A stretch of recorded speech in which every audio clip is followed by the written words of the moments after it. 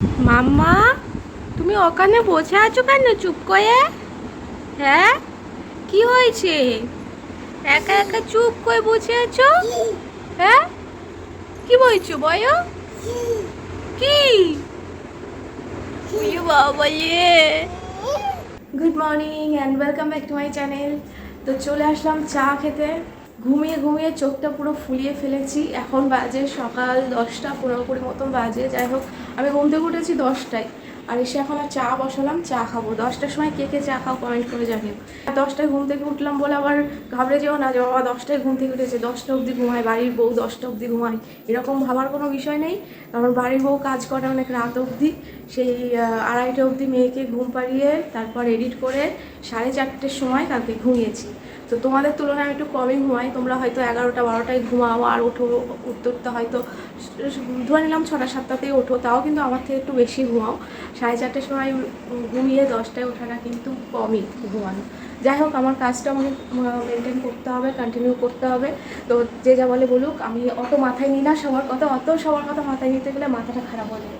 যাই হোক, চা বসিয়ে দিয়েছি, এবার আমি চাটা ঢেলে নিই। চিনির জন্য খাবার বসিয়েছি। তো আজকে আর ঘিয়ে ভাজলাম না, অন্যান্য দিনে একটু করে ঘি দিয়ে দিই একটু টেস্টের জন্য। তো আজকে আর ঘি দিলাম না, কালকে একটু চিকেন টিকেন খেয়েছে তো সেই জন্য। দেখছিলাম মাঝে কমেন্ট করছিলে যে সুজি বানাচ্ছিলাম, তা তখন বলছিলে যে চিনির খাবার ওটা চিনি দিলে কিনা, সে সুজির মধ্যে চিনি দিলে কিনা। চিনি না, আমি মিছরি দিই। মানে যদিও ডক্টরের কাছে শুনেছিলাম যে চিনিটা দিতে পারবো কি না, তো ডক্টর বলেছিল দেবে, সবই অল্প অল্প করে দেবে, কোনো সমস্যা নেই। আর 1 বছর হয়ে গেছে, এত রেস্ট্রিকশন এখন মানার দরকার নেই। তবে চিনি নুন একটু না দিলে খাবারের টেস্ট হয় না, আরও খাবেও না। তবে নুনটা আমি বরাবরই অল্প অল্প করে দিতাম। যাই হোক, চিনিটা এখনও অবধি সেভাবে দিচ্ছি না। তো সুজিটা আমার হয়ে গেছে, এবার আমি সুজিটা নামিয়ে চিনিকে খাইয়ে দেবো। Good morning. মাম্মা ঘুম থেকে উঠে গেছে। কি কি করবে? এগুলো স্নানের জিনিস, এগুলো স্নান করার সময় নিতে হয় মা। চলো, খাবার এনেছি, খাবার খাবে। এসো, এদিকে এসো। চলো খাবার খাবে, এসো মা। পরে পরে আসবো, পরে এসে ব্যালকনিতে খেলা করবো। করছেন? শরীর খারাপ? সকালে বিছানা ছেড়ে উঠতে পারছে না, এত শরীরটা খারাপ। কালকে রাতে তো ঘুমাইও নি ঠিক করে। ঘুমাতে পারবে না, একদম ইয়ে হয়ে গেছে, শরীরটা খুবই খারাপ। কালকে আমি যখন 4টের সময় কাজ করছিলাম, 4টে অবধি কাজ করছি, তখনও দেখছি জেগে আছে। যাই হোক, একটু রেস্ট নাও আজকের দিনটা, ঘরে থাকো। মামা এদিকে এসো, পাপা বাথরুমে গেছে, এদিকে এসো। ওই পাপাকে বাথরুমেও যেতে দেবে না, বাথরুমের সামনের থেকে নড়ছেই না।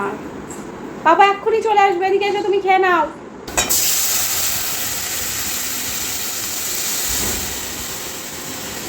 এখানে ডালটা সম্বরা দিয়ে দিলাম, মসুর ডাল, একদম পাতলা করে ডালটা করব।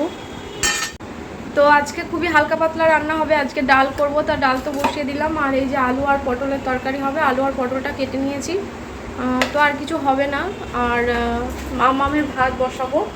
তো এই তো ওইদিকে আমাদের ভাতটা বসিয়ে দিয়েছি, ভাতটা ফুটছে।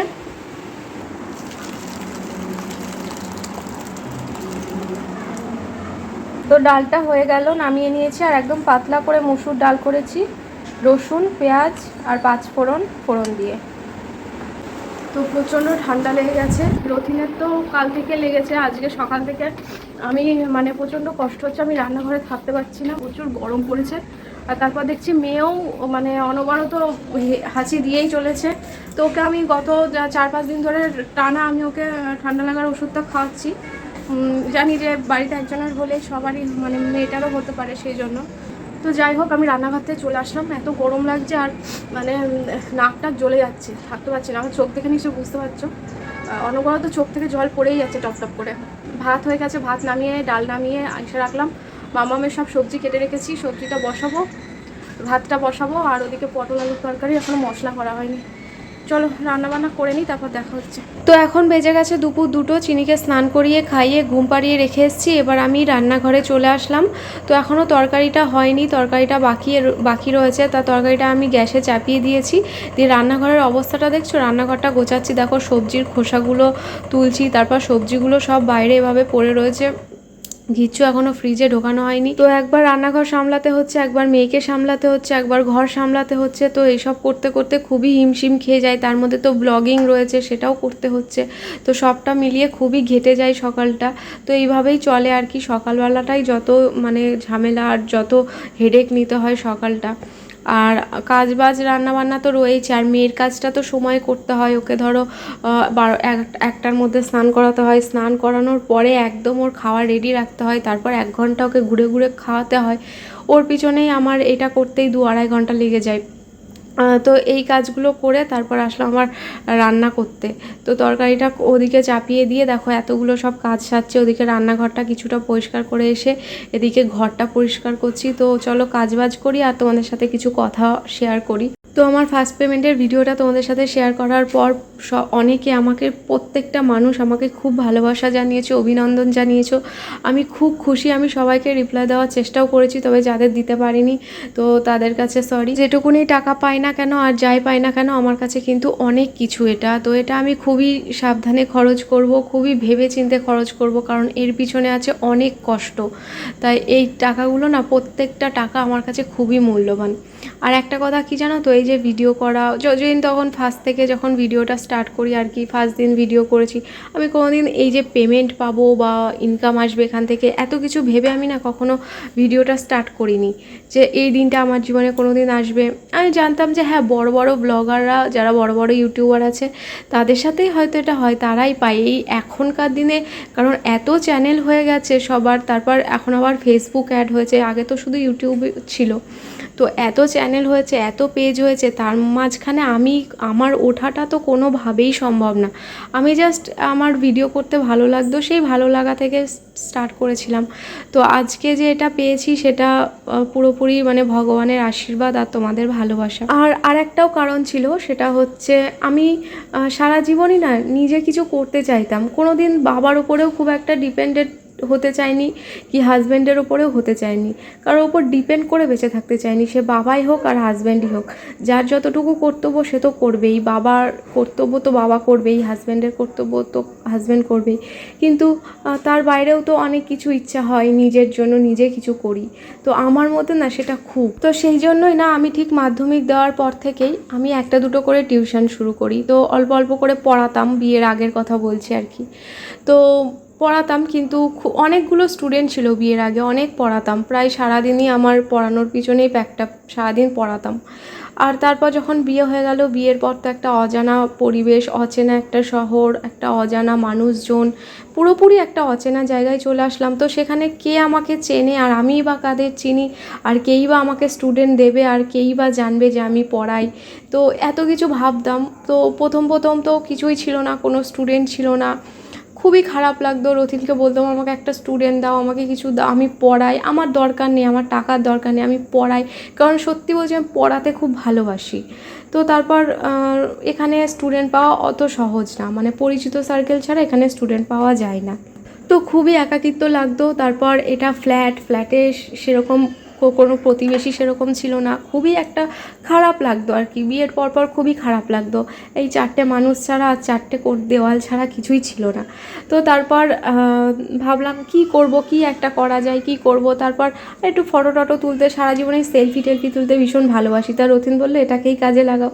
তো এইভাবেই আর কি আস্তে আস্তে ভিডিও করা, ভিডিও ভালোবাসা, ভালো লাগা। তারপর যখন আস্তে আস্তে দেখলাম যে একটা ইনকামের জায়গা আসছে, তখন ভাবলাম যে না, এটাকেই তাহলে আমি আমার প্রফেশন হিসাবে তো নিতেই পারি, খারাপ তো কিছু না। তো অনেকে হয়তো বলবে, এখন অনেক কিছু মহান ব্যক্তি আছে যারা এটাকে খুব খারাপ মনে করে, খুব খারাপ একটা প্রফেশন মনে করে। দেখো, যে কোনো কাজই ভালো খারাপ দুটোই আছে। তুমি যদি ভালোভাবে করো তো ভালো, যদি খারাপভাবে করো তো খারাপ, ঠিক আছে। তো আমার ভিডিওতে আজ অবধি আশা করি তোমরা কখনো খারাপ কিছু দেখোনি, আর ভবিষ্যতে কখনো দেখবেও না। আর তারপর একটা জিনিস খুব ভালোভাবে আমি জানি, মানে নিজের জীবনের সাথে বহুবার ঘটেছে যে যখন তোমার কাছে পয়সা থাকবে, যখন তোমার কাছে টাকা থাকবে, তখন তোমার পাশে অনেক মানুষও থাকবে। কেউ তোমাকে আঘাত করার আগে দুবার ভাববে, কেউ তোমাকে অবহেলা করার আগে দুবার ভাববে।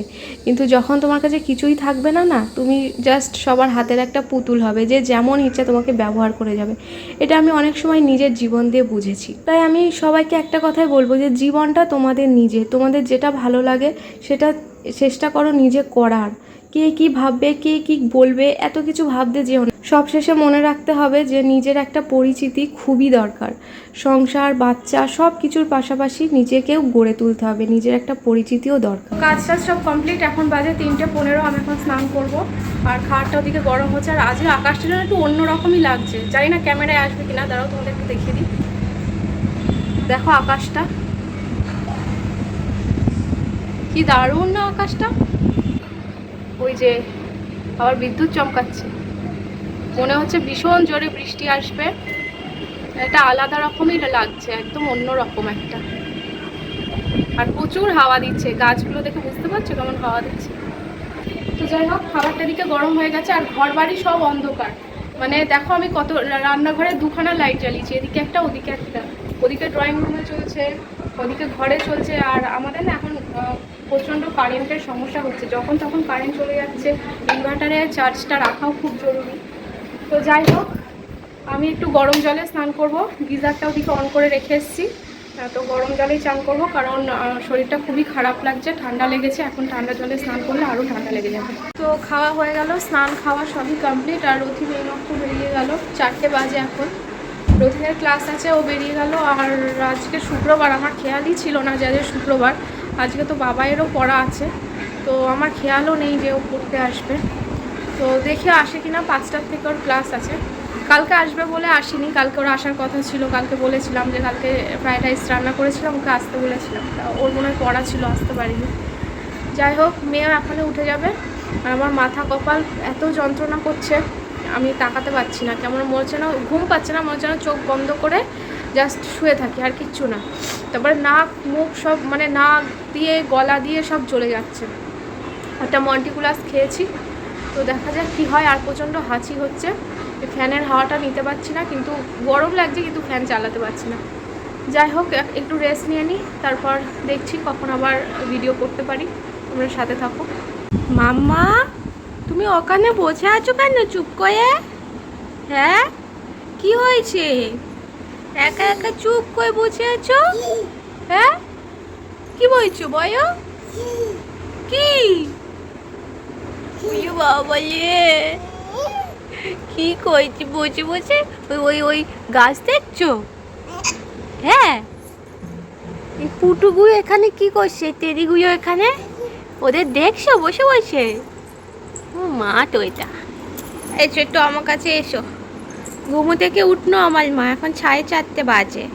আজকে 8 ঘন্টা বেশি ঘুমিয়েছে।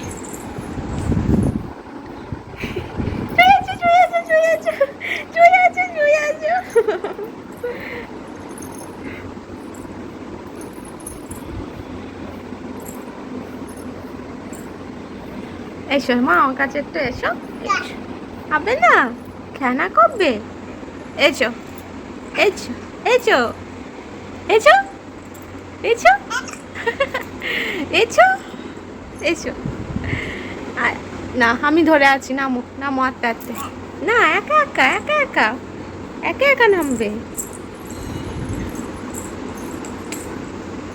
মাম্মা, এসো আমার কাছে। মা আছো? কে আসলে? কেনা করবে আমার মাটা এখন। হ্যালো এভরিওয়ান, এখন বাজে রাত 10টা। তো রান্নাঘরে এসেছি, খাবার দাবারের ব্যবস্থা করতে হবে তো ডিনারের জন্য। এখানে চিনির জন্য ভাত বসিয়ে দিয়েছি, ভাতটা হয়েও গেছে, ভেপারটা পড়লে ওকে খাইয়ে দেবো। আর এই যে এখানে আমি এই সেই পটল আলুর তরকারিটা একটু গরম করছি, এটা দিয়ে রাতে রুটি খাওয়া হবে। তা রথিন বলছে আমার খাবো না পটলের তরকারি দিয়ে রুটি, আমার ভালো লাগে না। তো সেই জন্য ওর জন্য একটু ডিম ভুজিয়া করবো, তার জন্য আমি পেঁয়াজ, লঙ্কা, টমেটো কুচিয়েছি। আর শরীরটা খুবই খারাপ, আমি টানা শুয়েই ছিলাম, চিনিকে নিয়ে, মেয়েকে নিয়ে একবারে শুয়েই ছিলাম। তা ও তো আর শুতে তো দেয় না। যাই হোক, ওকে নিয়ে রেস্ট নিচ্ছিলাম আর কি, কাজ বাজ কিছু করিনি, ভিডিও করতেও ইচ্ছা করছিল না, এত শরীরটা খারাপ লাগছিল। যাই হোক, চলো আমি রান্নাবান্নাটা সেরে নিই। তো খাবার গুছিয়ে নিয়েছি, এখানে রথিনের খাবার রুটি নিয়ে নিয়েছি, আর এই যে ডিম ভুজিয়া করেছি, আর এটা মার খাবার আলু পটলের তরকারি, রুটি আছে। আর মায়ের ডিম ভুজিয়াটা খাবে কিনা আমি জানি না, তাও দিলাম, না খেলে আমি খেয়ে নেবো। এখন বাজে 11:30। মামামকে আমি খাইয়ে দিয়ে আসলাম বাইরে আমি খাবো বলে, কিন্তু আবার একটু খেতে ইচ্ছা করছে না। আমি বাইরে এসে এই সোফাটায় শুয়ে পড়েছি, এতটাই শরীরটা খারাপ লাগছে, ইচ্ছাই করছে না খাবারটা বাড়ি বেড়ে খাওয়ার কোনো ইচ্ছা নেই। যাই হোক, আমি সব মিলেমিশে শরীরটা ভীষণ খারাপ। আমি জানি না রাতটা কীভাবে কাটবে আমার। নাকটা পুরো জাম হয়ে আছে, এমনকি বুকে ব্যথা, তারপরে মাথায় ব্যথা, খুবই শরীরটা খারাপ লাগছে। যাই হোক চলো, আমি আজ কথা বলতে পারছি না, তো আজ ভিডিওটা এখানে শেষ করছি। আর ভিডিওটা যদি ভালো লাগে অবশ্যই একটা কমেন্ট করে জানিও। আর দেখো আমার প্রচণ্ড ঠান্ডা লাগছে, আমি দেখো ফ্যান অফ করে আছি, ফ্যানও চালাইনি। সবাই বলছে গরম, কিন্তু রথিন তো ঘরে এসি চালিয়েছে, কিন্তু আমি কিছুতেই মানে জানি না জ্বর টর আসবে কি না, খুব ভয়ে আছি। তো এখনকার জ্বরটা তো ভালো না, খুবই খারাপ শুনছি। তো দেখি কেমন থাকি না থাকি, কালকে ব্লগে জানতে পারবে। তো চলো, আজকে আর কথা বলতে পারছি না, ভিডিওটা এখানেই শেষ করছি। সবাই ভালো থেকো, সুস্থ থেকো, আর ভিডিওটা ভালো লাগলে কিন্তু লাইক কমেন্ট করতে ভুলো না। Good night.